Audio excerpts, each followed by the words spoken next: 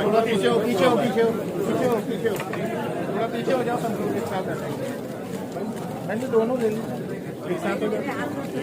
जी जी जी जी जी जी सामने पे लगी है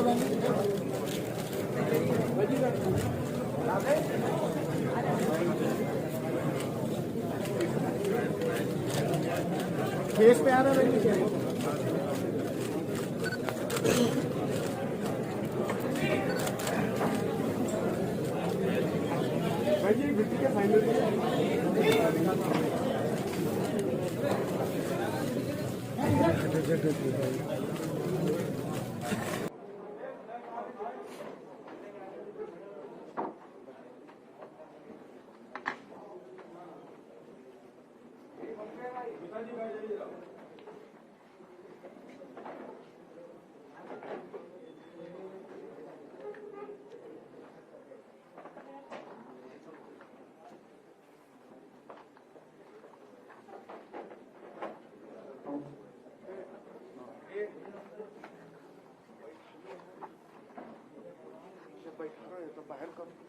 मीडिया बंधुओं,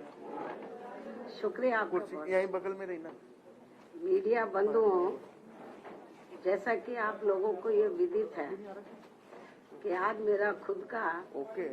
अपना जन्मदिन है और इस मौके पर सबसे पहले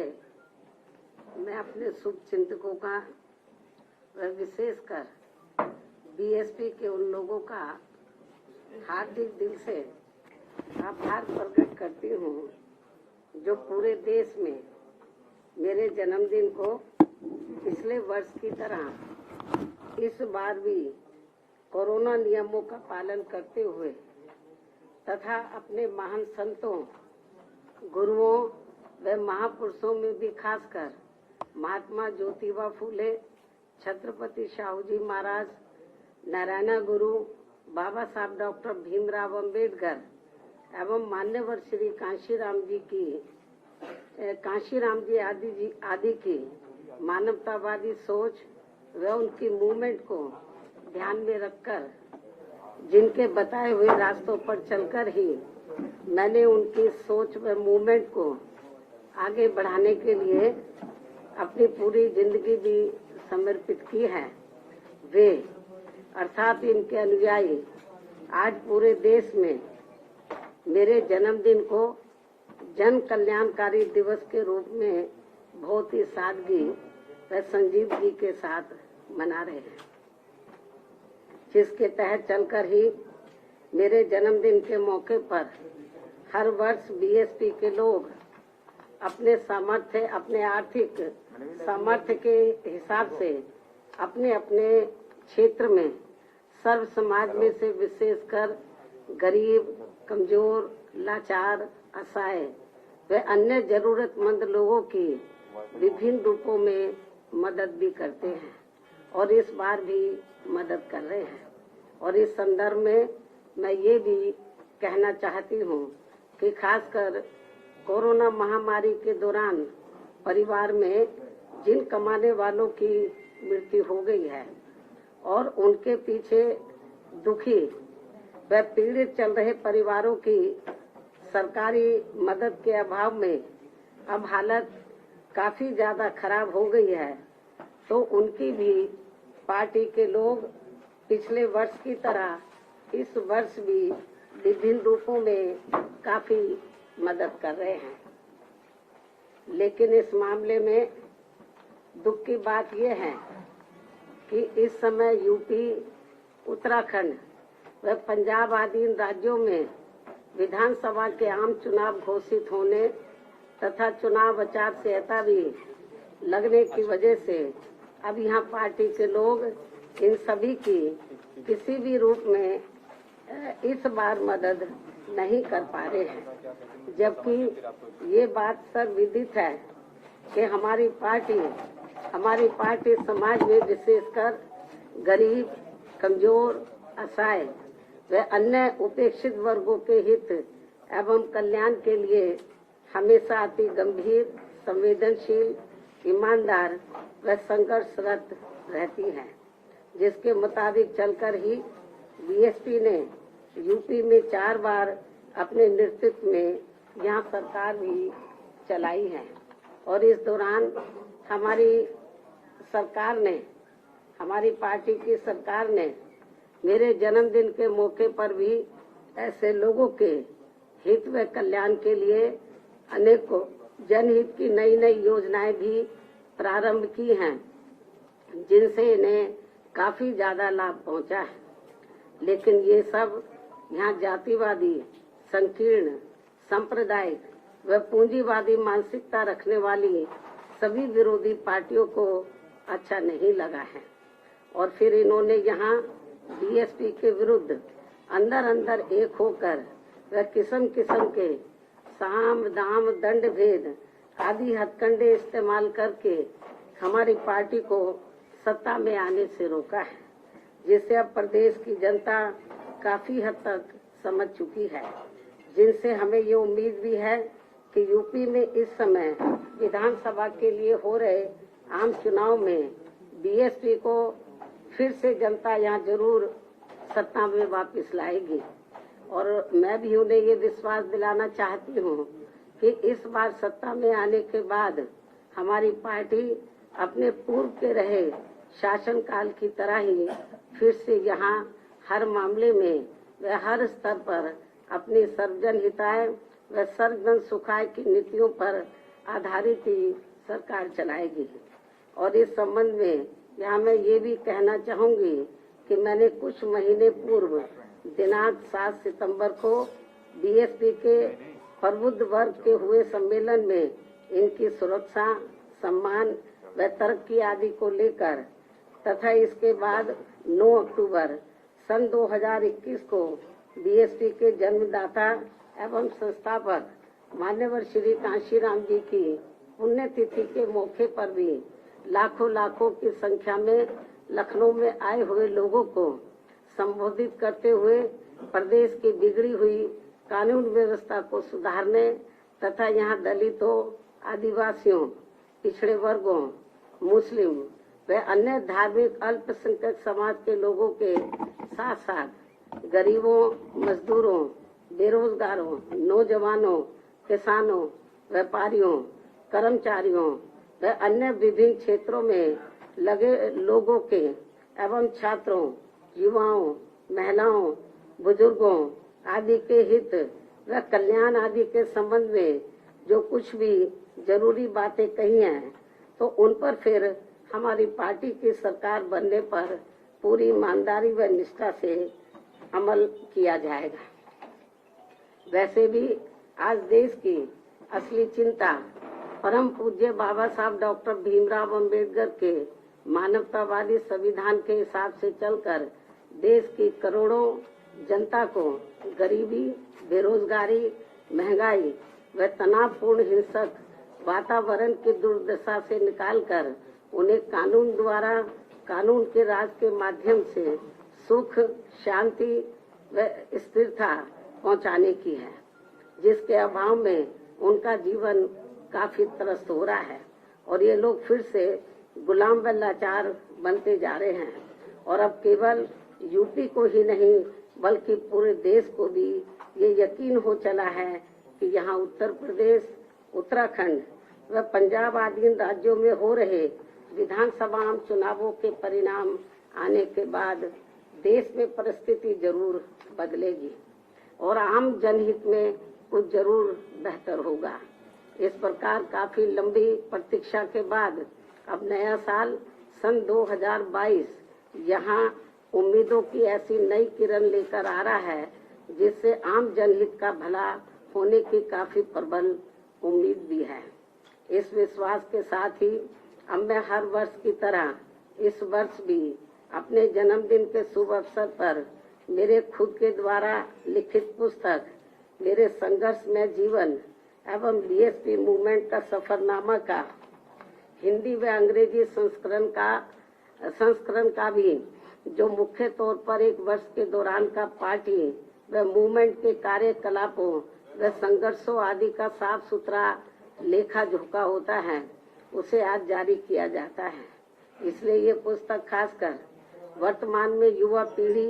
व आगे आने वाली पीढ़ी के लिए भी काफी प्रेरणादायक साबित होगी, ताकि मान्यवर श्री कांशीराम जी के नेतृत्व में उनकी त्याग तपस्या व कठोर मेहनत से बनी बीएसपी की अम्बेडकरवादी व मानवतावादी मूवमेंट हमेशा आगे ही बढ़ती रहे और फिर उनकी ये मूवमेंट कभी भी आगे न रुके। और अब मैं इस प्रेरणादायक पुस्तक का विमोचन करूं, लेकिन इससे पहले आज मैं अपने जन्मदिन के मौके पर खासकर यूपी, उत्तराखंड व पंजाब में अपनी पार्टी के लोगों से ये भी अनुरोध करती हूँ कि पार्टी के जो लोग यहाँ चुनाव आचार संहिता लगने की वजह से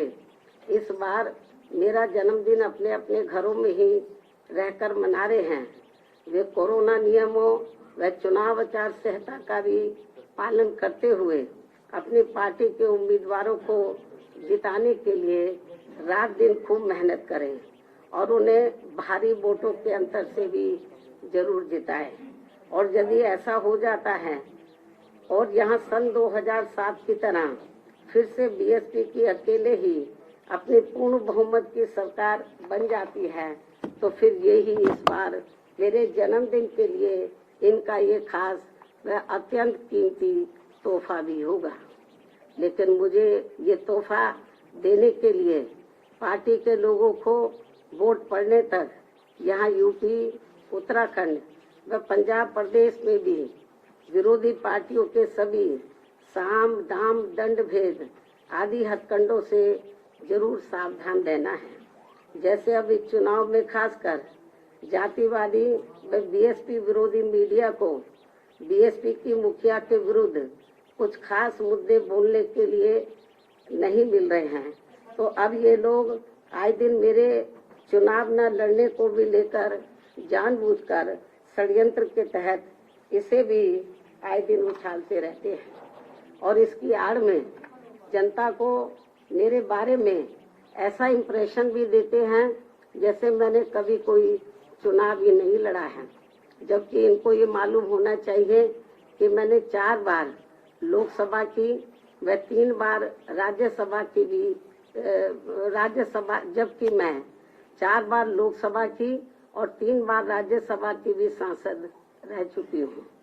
सदस्य रह चुकी हूँ। इसके अलावा 2 बार यूपी विधानसभा में व 2 बार यूपी विधान परिषद की भी सदस्य रह चुकी हूँ। और इस संबंध में यहाँ मैं ये भी कहना चाहती हूँ कि जब तक बीएसपी के जन्मदाता एवं संस्थापक मान्यवर श्री कांशीराम जी स्वास्थ्य के मामले में ठीक हालत में चलते रहे, तो तब तक वे सभी चुनावों को काफी हद तक खुद ही संभाल लेते थे और उस समय में अधिकांश चुनाव लड़ती थी और ज्यादातर चुनाव जीतकर भी आती थी। लेकिन इनके काफी लंबे अरसे तक बीमार रहने व उनके देहांत होने के बाद फिर पार्टी की मेरे कंधों के ऊपर पूरी जिम्मेवारी आ गई। तो ऐसे में मैंने अपनी पार्टी व मूवमेंट के हित में सीधा चुनाव लड़ने की बजाय फिर पार्टी के उम्मीदवारों को ही जिताना जरूरी समझा है। और वैसे भी हमारे कानून में ये व्यवस्था बनी है कि बिना लोकसभा का सीधा चुनाव लड़े भी राज्यसभा में जाकर कोई भी योग्य व्यक्ति देश का प्रधानमंत्री व केंद्रीय मंत्री आदि भी बन सकता है तथा इसी प्रकार विधान परिषद में भी जाकर कोई भी योग्य व्यक्ति किसी भी स्टेट का मुख्यमंत्री आदि भी बन सकता है जहां पर विधान परिषद की व्यवस्था है। इसलिए यूपी में बीएसपी की सरकार बनने पर मैं पार्टी व मूवमेंट के हित में सीधा चुनाव न लड़के व अप्रत्यक्ष रूप से चुनाव जीतकर भी यूपी प्रदेश की बागडोर संभाल सकती हूँ, जिसकी इस समय काफी सख्त जरूरत भी है। इसके अलावा खिसियानी बिल्ली खंबा नोचे की तरह विरोधी पार्टियां व जातिवादी मीडिया भी मेरे क्षेत्र में न जाने को भी लेकर आए दिन किस्म किस्म की तथ्यहीन व बेबुनियादी बातें करते रहते हैं। जिसका जवाब मैं 1 जनवरी को मीडिया को भी दे चुकी हूँ। उसे मैं फिर से दोहराना नहीं चाहती हूँ। वैसे भी मुझे पूरा भरोसा है कि इस बार चुनाव में बीएसपी सन 2007 की तरह फिर से यूपी की सत्ता में जरूर वापस लौटेगी और तब फिर पूर्व की तरह इस बार भी यहाँ सर्वे एजेंसियों का ओपिनियन पोल व सर्वे आदि धरा का धरा रह जाएगा। इतना ही नहीं बल्कि अब यहाँ आकाश आनंद को भी चुनाव लड़ने या ना लड़ने की भी बातें करते रहते हैं, जबकि अभी वह राजनीति में धीरे धीरे अपने आप को काफी तैयार व परिपक्व भी कर रहा है और इसके साथ ही मेरे चुनावी राज्यों में ज्यादा व्यस्त होने की वजह से अब वह मेरे दिशा निर्देशन में उन राज्यों में जहां चुनाव नहीं हो रहे हैं वहां पार्टी के जनाधार को भी बढ़ाने में पूरे जी जान से लगा है और फिर उचित समय पर ही इनको व पार्टी के अन्य नौजवानों को भी सीधा व अप्रत्यक्ष रूप में चुनाव लड़ने का भी मौका जरूर दिया जाएगा, जो ये सभी मेरे बीएसपी परिवार के ही लोग हैं। लेकिन इसे भी मेरे से सीधा जोड़ लिया जाता है, जबकि मीडिया व पूरे जगत को ये मालूम है कि मेरा अपना खुद का कोई निजी परिवार नहीं है, बल्कि मेरा पूरे देश में केवल गरीब, दलित, शोषित, पिछड़ा व उपेक्षित समाज ही मेरा ये बहुत बड़ा परिवार, बहुत बड़ा व विशाल परिवार है। और इस परिवार में आकाश आनंद की तरह पूरे देश में करोड़ों भाइयों के लड़के व लड़कियां भी मेरे भतीजे व भतीजियां हैं, जिनके माँ बाप शुरू से ही मुझे पूरे आदर सम्मान से आदरणीय बहन जी ही कहकर पुकारते हैं और अब उनके बच्चे भी बड़े होकर मुझे ज्यादातर बहन जी ही कहकर पुकारते हैं, जिनको भी राजनीति में आगे बढ़ने का पूरा मौका जरूर दिया जा रहा है। लेकिन इसे भी मीडिया में अधिकांश व्यंग्य तरीके से ही दर्शाया जाता है। ये सब इनकी जातिवादी मानसिकता नहीं है तो और क्या है, जबकि ऐसा करके ये लोग हमारे नौजवानों में और ज्यादा जोश पैदा कर रहे हैं। इसलिए ये सब करने से इनको कुछ भी राजनीतिक लाभ मिलने वाला नहीं है। इतना ही नहीं, यदि जातिवादी मीडिया व विरोधी लोग भी आकाश आनंद के पीछे जबरदस्ती ऐसे ही पड़े रहे तो फिर मैं मान्यवर श्री कांशीराम जी की तरह इसको भी पार्टी में और भी ज्यादा बढ़ावा देती रहूंगी। और अच्छी बात यह है कि पिछले कुछ समय से यहाँ यूपी में पार्टी के राष्ट्रीय महासचिव व राज्यसभा सांसद श्री एस.सी. मिश्रा जी के बेटे श्री कपिल मिश्रा भी अपने नौजवान साथियों को अपनी पार्टी में पूरी मेहनत के साथ जोड़ने में लगे हैं। मुझे पूरा भरोसा है कि इस चुनाव में हमारे नौजवानों का भी काफी वोट बीएसपी को ही मिलने वाला है तथा यहाँ फिर से बीएसपी ही सत्ता में जरूर आएगी। इस उम्मीद के साथ ही अब मैं अपनी पुस्तक का विमोचन कर रही हूँ।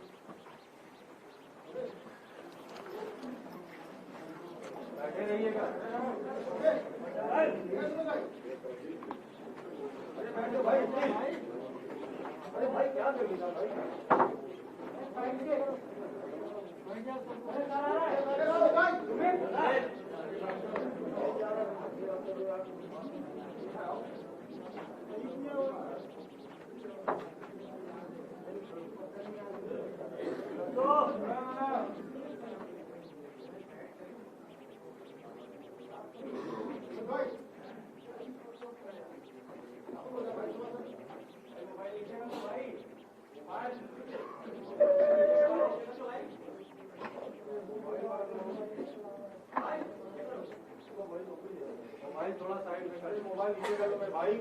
तो नीचे भैया टोपी मोबाइल भाई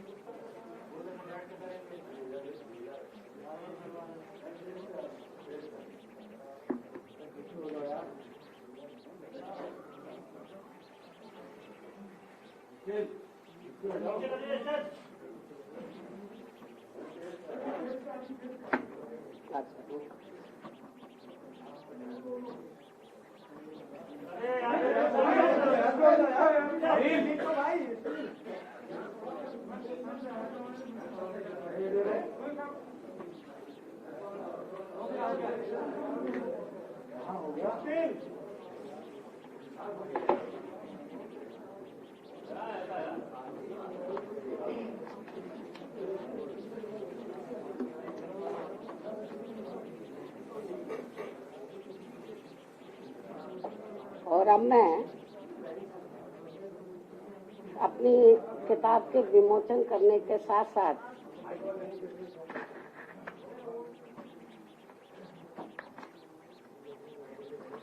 आपको ये भी बताना चाहती हूँ, वैसे आप लोगों को ये मालूम ही है कि उत्तर प्रदेश में यूपी विधानसभा के आम चुनाव 7 चरणों में हो रहे हैं और पहले चरण में 58 विधानसभा की सीटों पर विधानसभा का आम चुनाव हो रहा है और बीएसपी ने पहले चरण की जो 58 विधानसभा की सीटें हैं तो उनमें से 53 विधानसभा की सीटों पर कैंडिडेट फाइनल कर दिए हैं। 5 सीटें बची है, 1-2 दिन में वो भी फाइनल हो जाएगा। तो आज मैं अपने जन्मदिन के शुभ अवसर पर तो बीएसपी की जो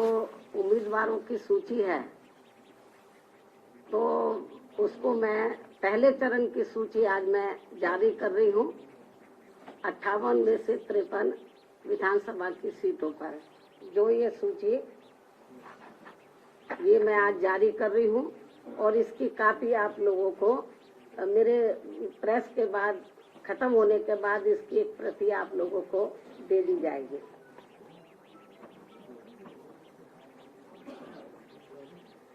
और अब मैं अंत में सभी मीडिया बंधुओं से मेरे जन्मदिन का केक व जलपान आदि लेने का भी विशेष आग्रह करती हूँ। साथ ही अपनी बात भी यही समाप्त करती हूँ, किंतु इससे पहले यदि आप लोग मुझसे कुछ सवाल पूछना चाहते हैं तो एक एक करके पूछ सकते हैं, लेकिन आप सभी के एक सवाल का मैं खुद ही आपको जवाब दे देती हूँ। देश में चुनाव के नजदीक जिस प्रकार से स्वार्थी किस्म के लोगों का दल बदल करने का सिलसिला शुरू हो जाता है, तो इसे खास ध्यान में रखकर अब दल बदल कानून को काफी सख्त बनाने की जरूरत है, क्योंकि इससे हमारे लोकतंत्र पर भी काफी बुरा प्रभाव पड़ रहा है। इसके अलावा जो दल बदलू नेता व सपा के साथ सपा के साथ गठबंधन करके चुनाव लड़ने वाली पार्टियां ये कह रही हैं कि ये पार्टी यानी कि Samajwadi party SC, ST, OBC और MC यानी कि माइनॉरिटीज कम्युनिटीज वर्गों के हितों की व इनके संतों, गुरुओं व महापुरुषों आदि को भी सम्मान करने वाली पार्टी है, तो इसमें रत्ती भर भी सच्चाई नहीं है। जैसे आपने देखा होगा कि कुछ नेता लोग दल बदलू बहुत चीख के बोल रहे थे। ये समाजवादी पार्टी के साथ साथ अम्बेडकरवादी पार्टी भी है, ये है वो है, आप लोगों ने देखा होगा, मतलब वो चिल्ला के बोल रहे थे। लेकिन जो ये कह रहे थे कि ये पार्टी समाजवादी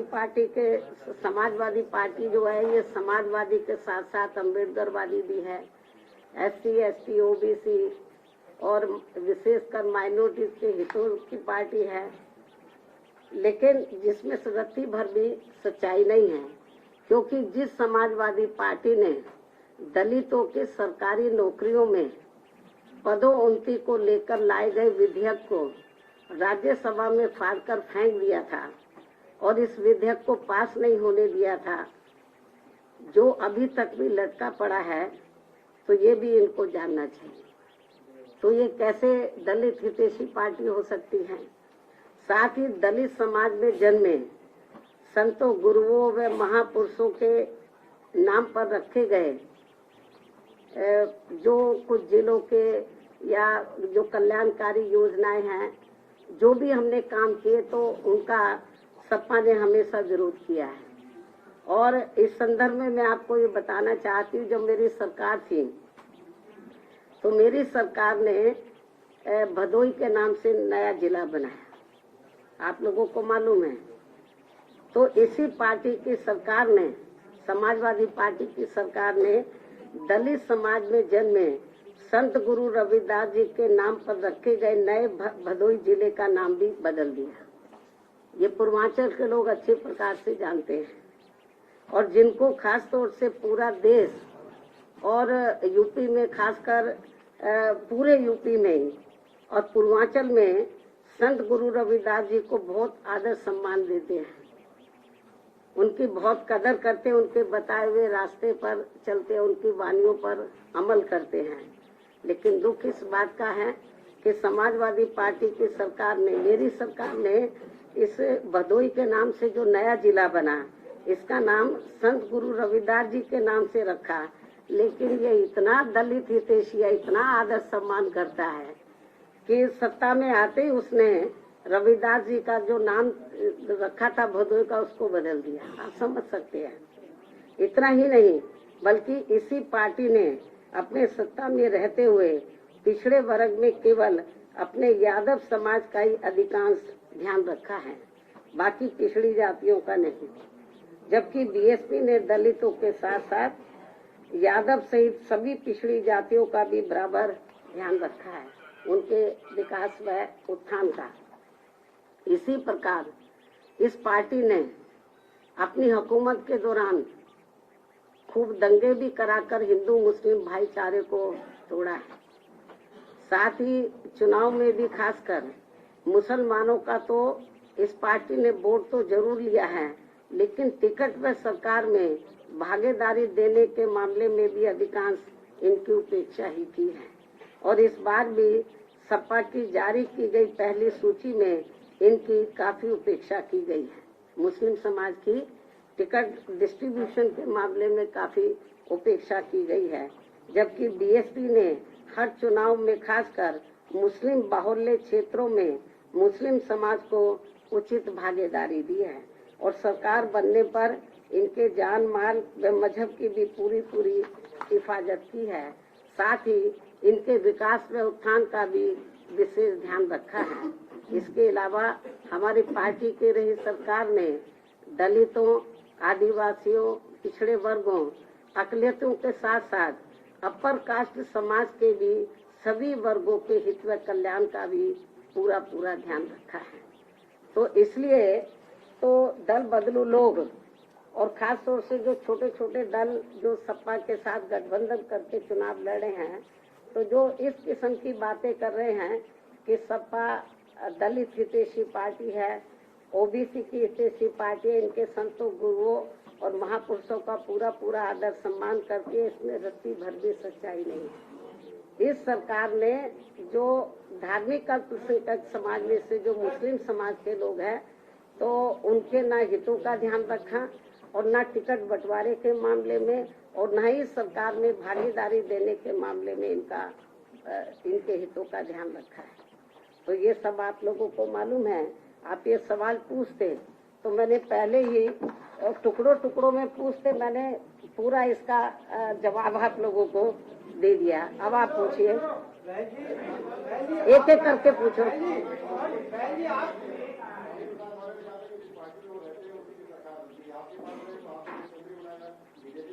देखो, वो मुझे क्या मुख्यमंत्री बनाएगा, बीएसपी में आने के बाद उसकी किस्मत खुली है। पहले वो बहुत पार्टियों में रहा, वो कभी चुनाव नहीं जीता। आप इतिहास उठाकर देख लो उसका। राजनीति बहुत सी पार्टियों में रहा, जनता दल में रहा, लोक दल में रहा, किसी भी पार्टी में वो चुनाव नहीं जीता। जब वो बीएसपी में आया तो पहली बार उसकी किस्मत खुली और वो एमएलए बना। तो ये जो हवाई बातें हैं तो वो बेकार हैं। तो इसलिए जो मैं आपको ये बताना चाह रही हूँ कि ये जरूर जिस भी पार्टी में जाता है, अभी जैसे बीजेपी वाले उसको ढो के चलते रहे 5 साल तक, उसको समझाते रहे भाई हमें सर्व समाज को लेके चलना है, तो लेकिन वो नहीं माना। तो अब आप तो देखो उसकी लैंग्वेज, आप लोगों को मालूम है उनकी लैंग्वेज किस किस्म की है। जबकि आप लोगों को जब हम अम्बेडकरवाद की बात करते हैं तो बाबा साहब डॉक्टर अम्बेडकर की जो सोच है उसको समझना चाहिए। बाबा साहब डॉक्टर अम्बेडकर किसी भी जाति और धर्म के खिलाफ नहीं थे, वो जातिवादी व्यवस्था के खिलाफ थे। इस देश में जो गैर बराबरी वाली सामाजिक व्यवस्था बनी है उसको बदलकर वो समता मूलक समाज व्यवस्था बनाना चाहते थे। और इस व्यवस्था को बनाने के लिए बाबा किनको सामने आना होगा, जो इस व्यवस्था के शिकार हैं। तो जो इस व्यवस्था के शिकार हैं उनको अपर कास्ट को भी साथ में लेकर जब सर्व समाज में भाईचारा पैदा हो जाएगा तो तभी तो समता मूलक समाज बनेगा। तो बाबा साहब डॉक्टर अम्बेडकर की ये इच्छा थी कि जो इस देश में गैर बराबरी वाली सामाजिक व्यवस्था बनी है उसको बदलकर समता मूलक समाज व्यवस्था बने जिसमें सब लोग बराबर हों। तो उसी आधार पर हमारी पार्टी इस मूवमेंट को लेकर, बीएसपी की मूवमेंट को लेकर चल रही है। बहन जी, आज शेखर रावण ने समाजवादी पार्टी में गए थे लेकिन उनकी बात नहीं बनी है। उन्होंने कहा है कि वह अब